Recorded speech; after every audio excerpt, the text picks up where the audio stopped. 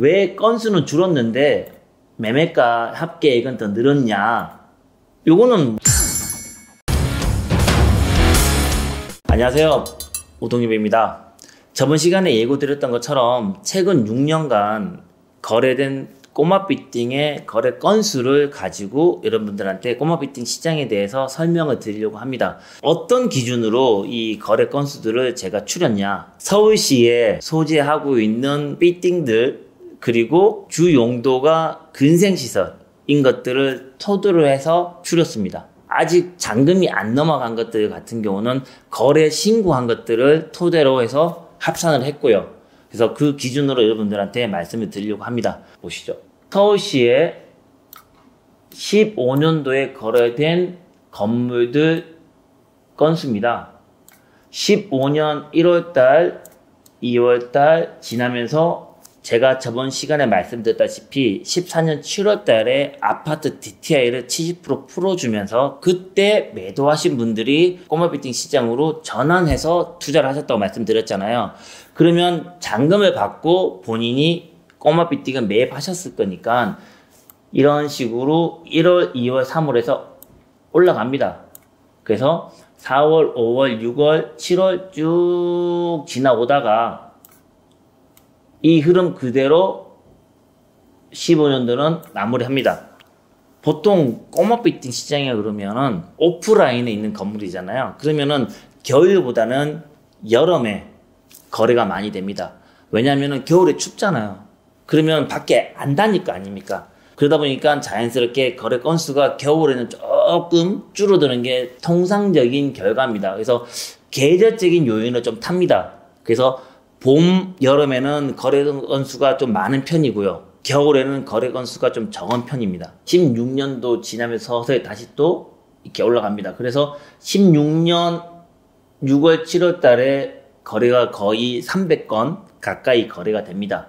그리고 다시 또 이렇게 내려가면서 지금 16년 같은 경우는 계절적인 요인을 보여주는 전형적인 꼬마 비팅 시장의 거래 흐름이라고 생각하시면 될 것 같아요. 이게 외부 요인이 없는 상태에서 이런 식으로 겨울에는 좀 적고 봄, 여름에는 거래 건수가 많은 게 전체적인 흐름입니다. 17년도 같은 경우도 16년도하고 똑같이 계절적인 요인을 똑같이 보여주고 있습니다. 17년 중순에 문재인 정부가 들어서면서 최초로 제가 기억할 때 한 달 동안에 300건 이상 거래된 거는 17년 6월달이 최초였던 것 같아요.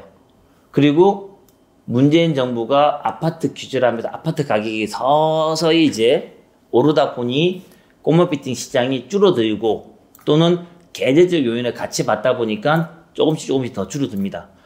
이때 많은 분들이 꼬마 비팅 살까요? 아파트 살까요? 라고 많이 물어보셨던 걸로 저는 기억하고 있습니다. 그리고 18년에는 특별히 흐름이 없이 미비한 상태로 지나갑니다.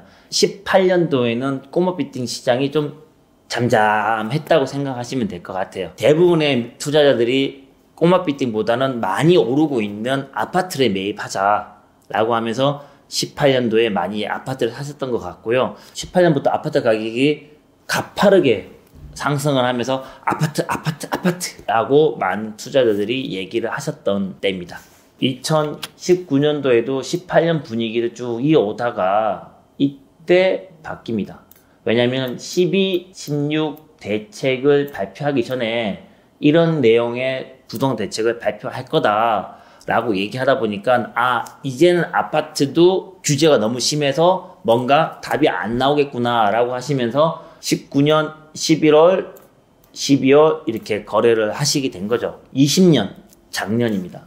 본격적으로 아파트에서 다시 꼬마 비팅 시장으로 넘어오는 때가 1월, 2월입니다. 근데 2월 중하순에 신천지 발 코로나 유행이 시작이 되면서 2월 중순부터는 매수자는 관망세, 매도자는 버티기가 들어간 거고, 그래서 3월, 4월 해서 쭉쭉 거래 건수가 떨어집니다. 그리고 20년 4월 말부터 코로나가 잠잠해지니까 다시 투자를 해야 되겠다 라고 하면서 쭉 가파르게 올라갑니다. 6년간 있었던 매매 건수 중에서 한 달에 350건이 넘는 때는 작년 7월 달이 처음입니다. 그러면서 정점을 찍죠. 8월 달에도 9월 달에도 10월 달에도 매매 건수 쭉쭉쭉 올라가야 되는데 왜 반대로 이렇게 줄어들었냐? 이건 뭐냐면은 매물이 없는 거죠. 여러분들이 마트에 가가지고 물건을 사려고 하는데 진열장에 진열되어 있는 상품이 이제는 매진된 겁니다. 그러면 창고에서 다시 또 가져와야 되잖아요, 제품을. 근데 창고에 있는 제품도 없어요. 그러다 보니까 거래를 못 하는 거죠. 많은 매수자와 적은 매도자 사이에서 가격은 계속 탄력을 받아서 올라가면서 현재까지 이어지고 있습니다. 그래서 2015년도에 거래된 게 2,467건, 그 다음에 16년도에 좀 많아지고요. 그 다음에 17년도에 다시 줄어듭니다. 이때는 다시 아파트 가신 거죠. 그리고 18년도에는 많은 분들이 아파트 투자하시면서 꼬마 빌딩은 뒷전이었죠.